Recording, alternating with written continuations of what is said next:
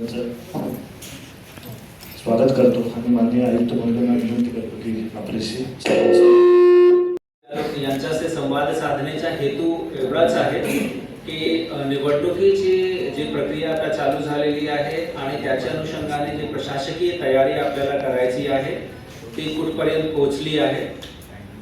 या निवडणुकीत आपण कोणकोणती गोष्टीची विशेष खबरदारी घेत आहोत याची माहिती आपल्याला देणे, तसेच निवडणुकीमध्ये किती मनुष्यबळ त्यामध्ये सिव्हिल कर्मचारी, पोलीस कर्मचारी यांचा आपण डिप्लॉयमेंट करणार आहोत, त्यांचे रोल रिस्पॉन्सिबिलिटी काय काय असणार आहे याच्याबद्दल सुद्धा आम्ही आपल्याला माहिती देणार आहे।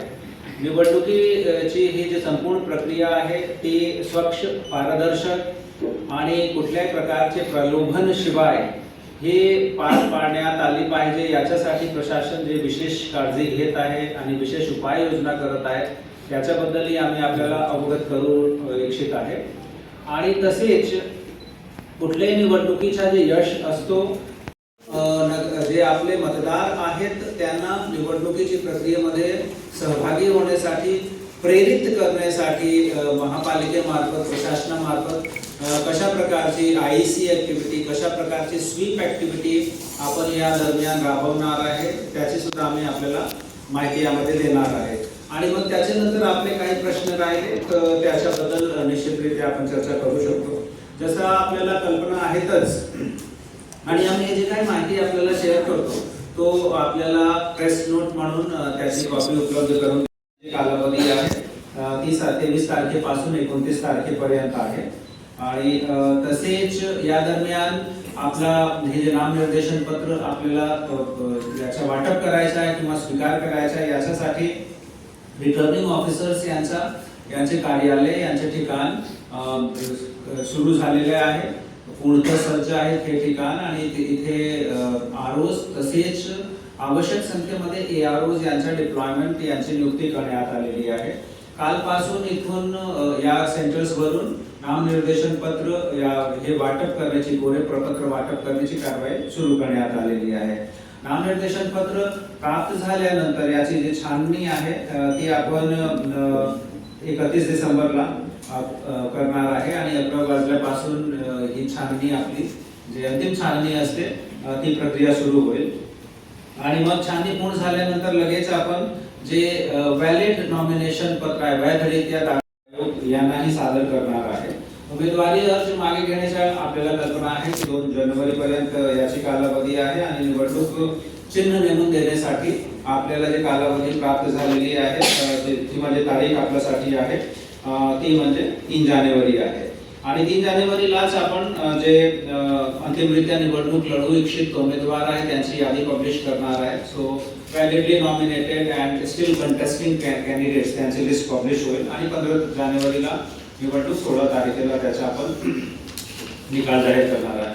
साधारणतः 2011ची लोकसंख्या दृष्टीगत ठेवून 18 लाख, आपल्याकडे 18,41,000 एवढी लोकसंख्या आणि लोकशाहीला भक्कम करण्यासाठी त्यांच्या मत देणे याच्यासाठी आपण अपील करणार आहे। आपल्याला कल्पना 131 प्रभाग महापालिकेचे प्रभाग 131 आहेत आणि सर्वात जास्त लोकसंख्या असलेला जे प्रभाग आहे यामध्ये परत निवडणूक आयोगाकडून जास्तीत जास्त किती लोकसंख्या आणि कमीत कमी किती लोकसंख्या होऊ शकते त्याचे प्रतिमान निश्चित करून देण्यात आले आहेत। आणि त्यामध्ये जे डेव्हिएशन, स्टँडर्ड डेव्हिएशन आहे किंवा जे आदर्श विचलन त्यामध्ये किती होऊ शकते तो पर्सेंटेज सुद्धा कमिशनने ऑलरेडी ठरवला आहे। सो प्रभाग क्रमांक 25 याची लोकसंख्या साधारणतः 62,000 आहे, ही सर्वात जास्त लोकसंख्या असलेला प्रभाग आहे। आणि सर्वात कमी लोकसंख्या असलेला प्रभाग म्हणजे प्रभाग क्रमांक 29, तिथे लोकसंख्या जवळपास 38,000 आहे। पुरुष मतदारांची संख्या 8,63,000 आणि स्त्री मतदारांची संख्या 7,85,000। महापालिका निवडणुकीची आम्ही पूर्ण तयारी आमची सुरू झालेली आहे, किंबहुना जवळपास संपत आलेली आहे। यामध्ये ठाणे महानगरपालिका क्षेत्रात 2013 एवढे पोलिंग स्टेशन्स यांची संख्या निश्चित झाली आहे। कालपासून जे नामनिर्देशन पत्र वाटप आणि तो स्वीकार करण्याची प्रोसेस आहे तीही आपण सुरू केला आहे। साधारणतः 12,600 सिव्हिल कर्मचारी, 5,500 पोलीस कर्मचारी अधिकारी यांची नियुक्ती आपण निवडणूकचे प्लॅनिंगसाठी निवडणूकचे प्रबंधनसाठी व्यवस्थापनासाठी आपण करत आहोत. या सर्व अधिकारी कर्मचाऱ्यांच्या सुरळीत आपण प्रशिक्षण घेणार आहे. त्यामध्ये पहिला प्रशिक्षण 27, 28, 29 तारखेला, दुसरा प्रशिक्षण 5, 6, 7 तारखेला आणि तिसरा प्रशिक्षण मतदान साहित्याचे वाटपाच्या दिवशी होणार आहे. याच्याबरोबरच निवडणूकची प्रक्रिया पूर्णतः पारदर्शक असली पाहिजे. याच्यासाठी आपला आचारसंहिता पथक VST, SST, FST यांचं गठन आणि यांचा डिप्लॉयमेंट आपण कंप्लीट केलेला आहे. यामध्ये पोलीस डिपार्टमेंट यांची मदतीने आपण प्रत्येक गोष्टीची वर बारीक लक्ष ठेवणार आहे. तसेच आचारसंहितेचं कुठेही उल्लंघन जर होत असेल तर त्याच्या विरुद्ध जे आवश्यक कारवाई आहे ते आपण इमिडिएटली करणार आहेत. निवडणुकीच्या दरम्यान उमेदवारांना त्यांना सोयी उपलब्ध करून देण्यासाठी त्यांना जे विविध दाखले महापालिकेमार्फत लागतात, ज्यामध्ये अनधिकृत बांधकाम न होण्याचा दाखला आहे किंवा शौचालय वापरचा दाखला आहे, महापालिकेमध्ये कॉन्ट्रॅक्टर म्हणून रजिस्टर्ड न होण्याचा दाखला आहे किंवा कुठली थकबाकी नसण्याचा दाखला असतो, हे सगळे दाखले, सगळे कागदपत्र त्यांना एका ठिकाणातून भेटले पाहिजे. याच्यासाठी आपली 9 प्रभाग समित्यांमध्ये एक आणि तसेच मुख्यालयामध्ये एक असे 10 आपण सिंगल विंडो सिस्टम तयार केला आहे. या सिंगल विंडो सिस्टमचा लाभ जे उमेदवार आहेत ते घेऊ शकतात.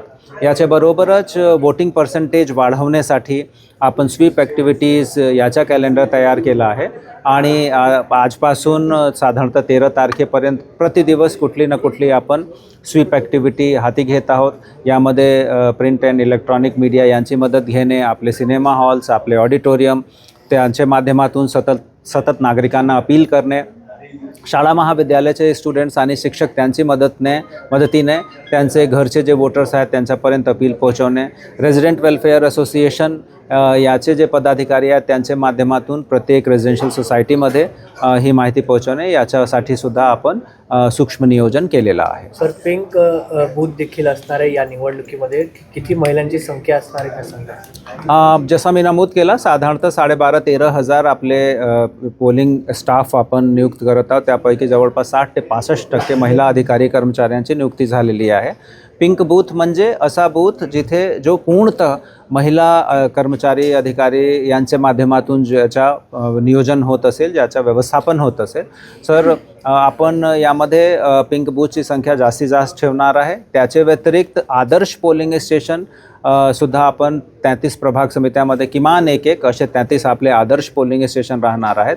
प्रत्येक पोलिंग स्टेशनवर आपण जे अश्युअर्ड मिनिमम फॅसिलिटी अर्थात जे आपल्याला किमान जे सुविधा उपलब्ध करून द्यायची, अर्थात एंट्री एक्झिट वेगवेगळे ठेवणे, सुरक्षाचे उपाययोजना करणे, शौचालयाची व्यवस्था, पिण्याची पाण्याची व्यवस्था, शेडची व्यवस्था, हे आपण याची खात्री आपण करत आहोत. सर, आतापर्यंत अर्ज किती गेलेले आहे?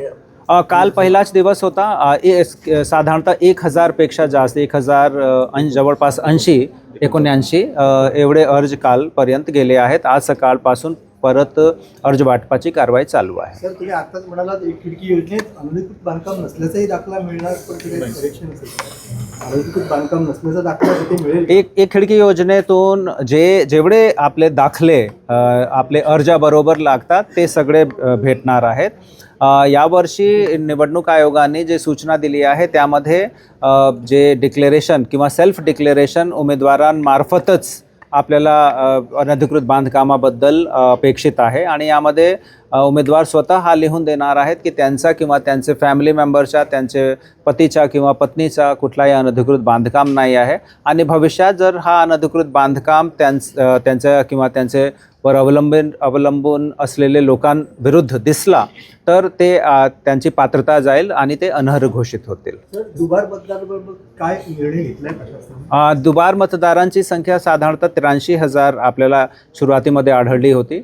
माननीय निवडणूक आयोगाने जे आम्हाला निर्देश दिला होता त्याच्या अनुषंगाने हे 100% दुबार मतदार यांचा व्हेरिफिकेशन करणे, आवश्यकतेप्रमाणे फील्ड व्हिजिट करणे, त्यांचा ॲड्रेस व्हेरीफाय करणे हा अभिप्रेत होता. ही प्रक्रिया आमची साधारणतः मागील 10 दिवसापासून 12 दिवसापासून चालू आहे. जवळपास ही प्रक्रिया पूर्ण झालेली आहे. उद्या दुपारपर्यंत यापैकी वास्तविक दुबार मतदार किती आहेत ही संख्या आपल्याला कळेल. परंतु आतापर्यंत जे चित्र दिसते त्याच्या आधारावर साधारणतः 15 ते 20% अर्थात 83-84 हजार पैकी 15-16 हजारपेक्षा जास्त नसणार आहे ही संख्या. तरीही जे अंतिमरित्या जे निश्चित झालेली संख्या आहे ते आम्ही आपल्याला उद्या अवगत